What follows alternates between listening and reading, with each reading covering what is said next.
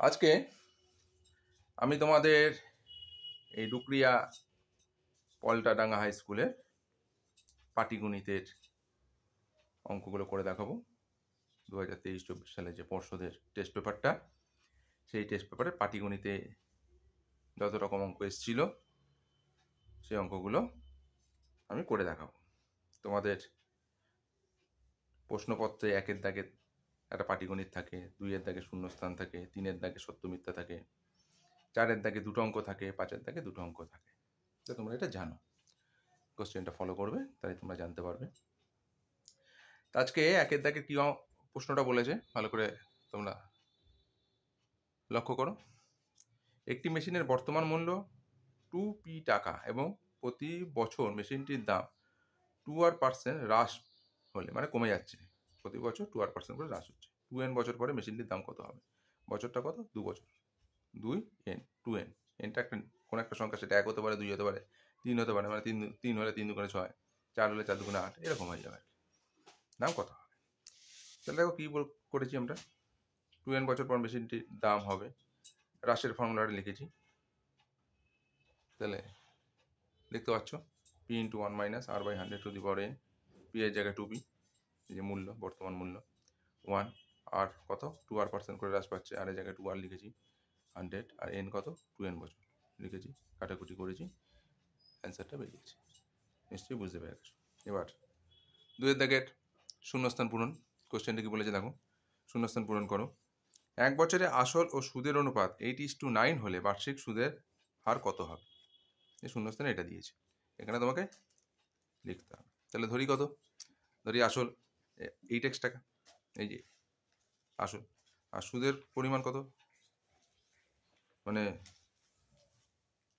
ও সুদ আসলের অনুপাত 8:9, এটা আসল ও সুদ আসলের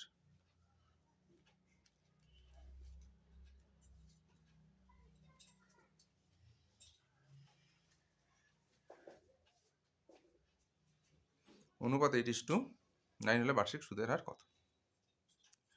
ধরি আসল 8x টাকা, তাহলে সুদ আসল কত হলো 9x, তাহলে সুদ কত 9x - 8x, x টাকা, ঠিক আছে?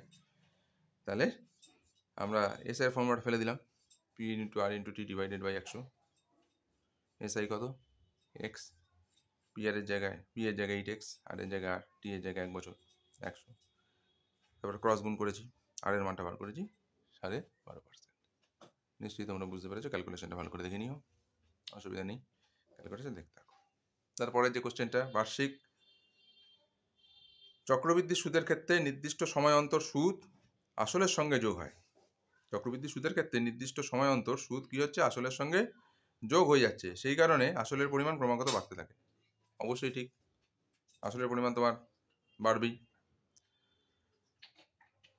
এটা ধ্রুব সত্য, তো তোমরা নিশ্চয়ই দেখে নিয়েছ। দেখো তুমি যে আসলটা রেখেছো, 2 বছর পরে যদি ব্যাংকে যাও দেখবে টাকাটা একটু বেড়েছে, 1 বছর পরে গেলেও বাড়বে, যে হারে ব্যাংক সুদ দেয় সেই হারে তোমার আসলের সাথে সেই টাকাটা ইন্টারেস্টে যোগ হয়ে যায়। ক্লিয়ার? তোমরা দেখো, এবার আমরা 4-এর দাগে যাব। 4-এর দাগের 1-এর অঙ্কটা কি বলেছে, বার্ষিক 5% সরল সুদের হারে কত টাকার মাসিক সুদ 1 টাকা, মাসিক মানে 1 মাসে, প্রতি মাসে, তা নির্ণয় করো। কত টাকার মাসিক সুদ 1 টাকা হবে, মাসিক সুদটা দিয়ে দিয়েছে 1 টাকা হবেই। যা ধরি আসল কত টাকার, এই টাকারটা ধরে নিলাম x টাকা, সময় 1 মাস, বছরে আনতে হবে 12 দিয়ে ভাগ করে, সুদের হার 5% বলে দিয়েছে। তাহলে SI = p × r × t / 100। এবার যার ভ্যালু যেটা সেটা বসিয়ে দিয়েছি, বসিয়ে ক্যালকুলেশন করেছি, অবশ্যই ক্যালকুলেশনটা ভালো করে দেখবে। x 1-এর 12, x এ kx, তার তলায় 12, গুণ 20-র তলায় 1 আছে, এই যে এটা ভাগ আছে, ভাগটা গুণ চিহ্ন উল্টে গেল, তাই x এ kx, 12 আর 2 20 গুণ হলো, কত হলো 240, তাহলে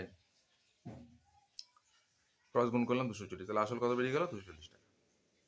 এবার 2-এর যে অঙ্কটা তোমরা দেখো, একটি অংশীদারি ব্যবসায় 3 জনের মূলধনের অনুপাত 3:8:5 এবং প্রথম ব্যক্তির লাভ তৃতীয় ব্যক্তির থেকে 60 টাকা কম হলে ব্যবসায় মোট কত টাকা লাভ হয়েছিল?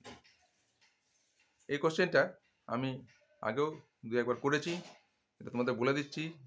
এই টেস্ট পেপারই, পর্ষদের টেস্ট পেপারই শ্রীচন্দ্র MNM স্কুলের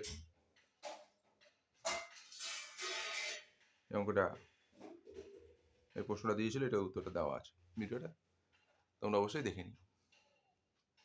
এবার 5 দাগের র্যাকেটটা দেখো। সুদের পর্ব 6 মাস হলে, পর্বটা কি 6 মাস, মানে তার মানে বছরে কবার হচ্ছে দুবার তুমি সুদ পাবে। বার্ষিক 10% চক্রবৃদ্ধি হার সুদে 1600 টাকার 1.1-2 বছরে চক্রবৃদ্ধি ও সুদ আসল নির্ণয় করো। চক্রবৃদ্ধিটাও বার করতে হবে, না চক্রবৃদ্ধি বার করা নাকি চক্রবৃদ্ধি সুদ, তার মানে চক্রবৃদ্ধি সুদটা বার করতে হবে, আর সুদ আসলটাও নির্ণয় করতে হবে। তাহলে সমূল চক্রবৃদ্ধি P × 1 + R/2 × 100⁻²n, এই যে সুদের পর্ব যখন দুবার, 6 মাস পরপর সুদটা দিচ্ছে, তাহলে সুদের পর্ব কত হলো? দুবার। তাহলে সেই ফর্মুলাটা লিখলাম।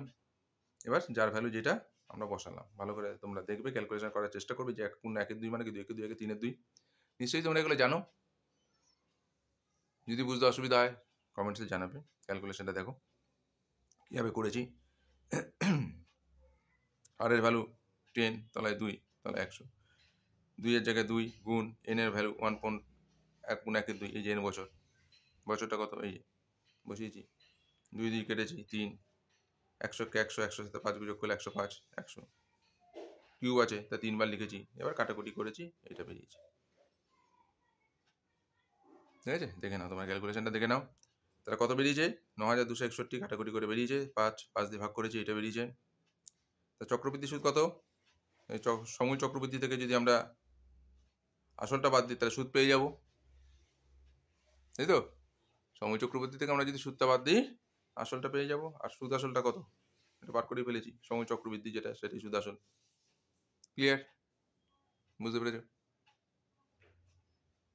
সুন্দর অঙ্কটা, প্র্যাকটিস করবে। এবার 5 দাগের 2-1টা বেশ বড় অঙ্ক, একটু বড় অঙ্ক। বছরের প্রথমে অরুণ ও অজয় যথাক্রমে 24,000 টাকা ও 30,000 টাকা দিয়ে যৌথভাবে ব্যবসা শুরু করেন, কিন্তু কয়েক মাস পরে, কত মাস বলেনি, কয়েক মাস পরে অরুণ আরও 12,000 টাকা ওই ব্যবসায় মূলধন দেন। বছরের শেষে ওই ব্যবসায় 14,030 টাকা লাভ হলো এবং অরুণ 7,130 টাকা লভ্যাংশ পেলেন। তা 14,030 টাকার মধ্যে লাভ হয়েছে, তার মধ্যে অরুণ 7,130 টাকা পেয়েছে, তাহলে বাদ বাকি টাকাটা কে পাবে? নিশ্চয়ই আরেকজন পার্টনার পেয়ে যাবে। অরুণ কত মাস পরে ব্যবসায় টাকা দিয়েছিলেন তা নির্ণয় করো। কত মাস, কয়েক মাস, এটাই কত মাস পরে ব্যবসায় টাকা দিয়েছিলেন তা নির্ণয় করতে হবে। তা ধরি অরুণ x মাস পরে আরো 12,000 টাকা ব্যবসায় দিয়েছিলেন, তাহলে 1 মাস হিসেবে অরুণের মূলধন খাটে প্রথমে 24,000 টাকা ছিল, টাকা তোলেনি, তাহলে 12 মাসই খেটেছে। তারপরে যে 12,000 টাকা দিয়েছিল সেটা কি x মাস পরে দিয়েছিল, তাহলে বছর হয় 12 মাসে, x মাস পরে দিয়েছে, তাই জন্য 12 থেকে x বাদ দিয়ে দিয়েছি। এবার ক্যালকুলেশন করেছি, ভালো করে দেখো ক্যালকুলেশনটা, তোমরা দেখো ভালো করে দেখবে। আর এখানে এই লাইনে 12,000 কমন নিয়েছি, তাতে 4,32,000কে 12,000 দিয়ে ভাগ করেছি, এই 0 0 0 কেটে দিয়েছি, 432কে 12 দিয়ে ভাগ করলে 36 হয়েছে, -x, মানে 12,000টা কমন নিয়েছি, এটা কমন নিয়ে রেখে দিয়েছি। এবার 1 মাস হিসাবে অজয়ের মূলধন খাটে, অজয় 30,000 টাকা দিয়েছিল, কোনো টাকা দেয়ও নি, টাকা তুলেও নেয়নি, তাই 12 মাস 3,60,000 টাকা। এবার যেটা করেছিলাম ওই সেই আগে বলে দিয়েছিলাম, অজয়ের লাভ, মোট লাভ হয়েছিল 14,030 টাকা, তার থেকে 7,130 অরুণেরটা বাদ দিয়ে দিয়েছি, রইল কত? 6,900 টাকা। অজয়ের লাভটা বেরিয়ে গেল। তা অরুণের মূলধন ইস্টু অজয়ের মূলধন, তাহলে সমান সমান কি? অরুণের লভ্যাংশ আর অজয়ের লভ্যাংশের অনুপাত, এই দুটো কি হবে? সমান হবে। ওই মূলধনের অনুপাতই তারা লভ্যাংশটা ভাগ করবে। তা অরুণের মূলধনের জায়গায় অরুণের মূলধনটা বসিয়েছি, অজয়ের মূলধনের জায়গায় অজয়ের মূলধনটা বসিয়েছি, ইস্টুর জায়গায় ইস্টু, সেরকমভাবে এটাও করেছি। এবার 12,000 দিয়ে কেটেছি, দেখো এখানে 12,000 নেই, 12,000 দিয়ে এইটা আর এটাকে আমরা কাটাকুটি করেছি 12,000 দিয়ে। 12,000 দিয়ে কাটাকুটি করলে 12,000কে 12,000 দিয়ে ভাগ করলে এটা কেটে যায়, আর 3,60,000কে 12,000 দিয়ে ভাগ করলে 30 থাকে, দেখে নেবে। এটা কাটাকুটি করে এটা রেখে দিয়েছি। এবার কি ভাগের আকারে লিখেছি, তারপরে ক্রস গুণ করেছি, সমাধান করেছি। দেখো তোমরা নিশ্চয়ই ভালোভাবে বুঝতে পারবে অঙ্কটা। হ্যাঁ, ক্যালকুলেশনটা একটু বড় বড়, তোমরা নিশ্চয়ই দেখবে, দেখলেই একদম ক্লিয়ার হবে। ঠিক আছে, তাহলে কি আমরা বার করেছি? এক্স -34,500, মানে ছোট সংখ্যা থেকে যখনই বড় সংখ্যা বিয়োগ যাবে সেটা মাইনাসে ফিগার হবে। এটা মাথায় রেখে দেবে। বীজগণিতের নিয়ম অনুযায়ী 2 - 3 = কত হবে? -1, এরকম ব্যাপার আর কি। ঠিক আছে, ছোট সংখ্যা থেকে যখনই বড় সংখ্যা বিয়োগ দেবে ফিগারটা মাইনাসে আসে। তাহলে এবার মাইনাস মাইনাস কেটে গেল, 0 0 কাটলাম, 345কে 69 দিয়ে ভাগ করলাম, 5 বেরোলো। তাহলে অনুন 5 মাসের পরে ব্যবসায় টাকা দিয়েছিলেন। নিশ্চয়ই তোমরা বুঝতে পেরেছো। তাহলে পেজটা কমপ্লিট করে দিলাম।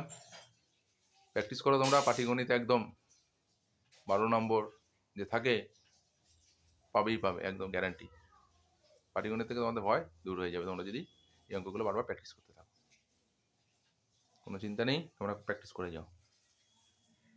চ্যানেলটা গ্রো করার জন্য অবশ্যই সাবস্ক্রাইব করবে। আবারও বলি,